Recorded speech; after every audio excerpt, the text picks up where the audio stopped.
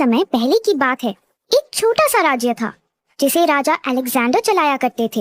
ये उसी राज्य की कहानी है जिस राज्य में एक प्रिंस रहा करता था जिसका नाम था चार्ल्स। वो काफी चतुर और समझदार था, एकदम अपने पिता की तरह। उसने वो सारी चीजें सीखी जो एक प्रिंस को आनी चाहिए। प्रिंस होने के साथ साथ वो एक अच्छा इंसान भी था। चार्ल्स अपने पिताजी की राजगद्दी को संभाले हुए देख काफी प्रसन्न हुआ करता था।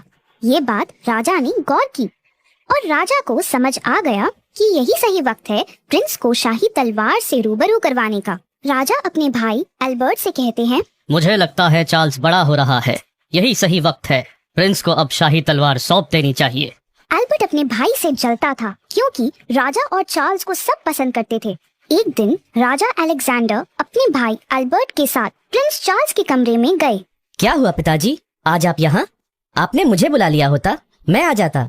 आपने क्यों कष्ट किया यहाँ आने का? राजा हंसते हुए बोलते हैं कि बेटा, आज मैं बहुत विशेष काम से तुम्हारे पास आया हूँ। प्रिंस काफी उत्साह के साथ राजा की बात सुनने लगा। राजा अपनी तलवार निकालते हुए उसे बताते हैं कि बेटा, ये देखो, ये है हमारी पुश्तैनी तलवार जो हमारे दादा परदादा के जमाने से चलती आ रही है। ये तलवार आज से तुम्हारी हुई। पर पिताजी, ये तो आपकी तलवार है ना? हाँ बेटा, अब तुम बड़े हो रहे हो और अब तुम्हें ही आगे जाकर ये गद्दी संभालनी है। ये बात सुन प्रिंस खुश तो जरूर हुआ पर मन ही मन वो कुछ सोचने लगा। तभी राजा उसे बोलते हैं, बेटा, तुम इसे कोई मामूली तलवार मत समझना। ये तलवार हमेशा तुम्हारी रक्षा करेगी और सभी मुसीबतों से तुम्हें बचाएगी। और राजा ने तलवार प्रिंस को सौंप दी। प्रिंस ने जैसे ही तलवार अपने हाथ में ली, वो तलवार चमकने लगी। पिताजी, ये तलवार लेकर मैं एक योद्धा से कम महसूस नहीं कर रहा हूँ। ये मुझे काफी अलग शक्तियों का अनुभव दे रही है। तुम इसे अपने से कभी दूर मत करना, चाहे कुछ भी हो जाए, तुम इसे अपने से कभी दूर मत जाने देना। हाँ पिताजी, मैं हमेशा ध्यान रखूंगा। और राजा वहाँ से चले जाते हैं और एल्बर्ट ये सब देखता है। मैं ये होने नहीं दूंगा। मैं ये तलवार अपने बेटे स्टीवन का होते हुए देखना चाहता हूँ। बस एक बार ये तलवार मेरे हाथ लग जाए, बाकी चीजें तो अपने आप मेरी हो ही जाएगी। कुछ साल बीत गए और एक दिन राजा अलेक्जेंडर बहुत बीमार पड़ गए। देखते ही देखते उनकी तबीयत और खराब हो गई। ये सब देखकर एल्बर्ट ने प्रिंस की शादी करने का प्रस्ताव उनके सामने दिया, जिसे सुन राजा अलेक्जेंडर ने बिना कुछ सोचे समझे अपनी हामी भर दी। प्रिंस की शादी किसी दूसरे शहर की प्रिंसेस से हो जाती है। प्रिंस और प्रिंसेस की सोच एक दूसरे से काफी मिलती जुलती थी। एक दिन राजा चार्ल्स कहते हैं, आज से तुम्हारा ध्यान अंकल एल्बर्ट रखेंगे और तुम्हें उनका कहना मानना पड़ेगा। कुछ दिनों बाद राजा चल बसे और सारा बोझ अब चार्ल्स पे आ जाता है। पर चार्ल्स चीजें काफी अच्छे से संभाल लेता है। एक दिन, अब तो तुम्हारे पिता भी नहीं रहे, तो ये तलवार अब तुम्हारे किस काम की?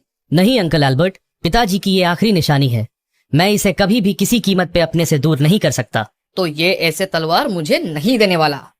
अब मुझे ही कुछ करना होगा। एक दिन प्रिंस अपनी पत्नी को लेकर उसके शहर जा रहे होते हैं। तभी कुछ सिपाही उसे घेर लेते हैं। तुम्हें पता नहीं मैं कौन हूँ, हट जाओ मेरे रास्ते से, वरना अंजाम काफी बुरा होगा। हमें जो करना है वो तो हम करके ही जाएंगे। चलो, अब चुपचाप अपनी तलवार हमें दे दो और हम तुम्हें छोड़ देंगे। किसी भी कीमत पे मैं तुम्हें इसे नहीं दे सकता। ये तलवार ऐसे नहीं देगा। इसकी पत्नी को यहाँ से दूर फेंक दो। नहीं, ऐसा मत करो, मेरी पत्नी को कुछ मत करना। हार मानकर आखिर चार्ल्स को तलवार देनी ही पड़ी। और तभी वहाँ हंसते हंसते एल्बर्ट आ जाता है और चार्ल्स को समझ आ जाता है कि ये सब किया कराया इसके अंकल का ही है। आखिर लोग अपनों से ही हार जाते हैं। अंकल, आपको पिताजी कितना माना करते थे। उन्होंने मुझे और इस राज्य को आपके ऊपर छोड़ दिया और चले गए। पर उन्हें क्या पता था कि उनका ही सगा भाई उनका सबसे बड़ा दुश्मन है।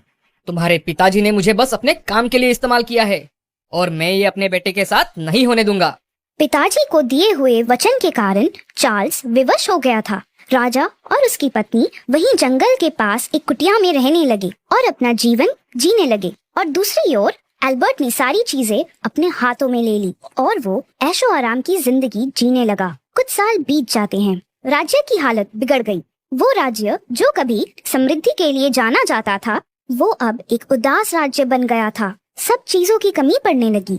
ये सब तुम्हारे कारण हुआ है अल्बर्ट। हमारे देवता जैसे राजा के साथ तुमने छलकर अच्छा नहीं किया।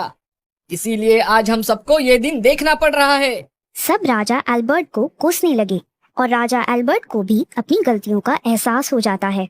शायद सच में ये सब इसी वजह से हो रहा है। आखिरकार छीनी हुई चीजों से किसी का भला नहीं होता। एल्बर्ट प्रिंस चार्ल्स को ढूंढने लगता है और उसके पास पहुंच जाता है और उसे अपनी गलतियों की माफी भी मांगता है। बेटे, मुझे माफ कर दो। लालच के कारण मैं अंधा हो गया था और मुझे इसका सबक भी मिल चुका है। आप मुझसे बड़े हैं, मुझसे माफी मत मांगिए, ये मुझे अच्छा नहीं लगेगा। मुझे तो बस इस बात की खुशी है कि आपको अपनी गलती का एहसास हो गया और मैं इसी में खुश हूँ। एल्बर्ट वो शाही तलवार चार्ल्स को वापस करने का वादा करता है। जैसे ही चार्ल्स अपने महल में जाकर अपनी तलवार अपने हाथों में लेता है, वैसे ही शाही तलवार पहले की तरह चमकने लगी और देखते ही देखते सब पहले की तरह ठीक हो गया और सब खुशी से रहने लगे।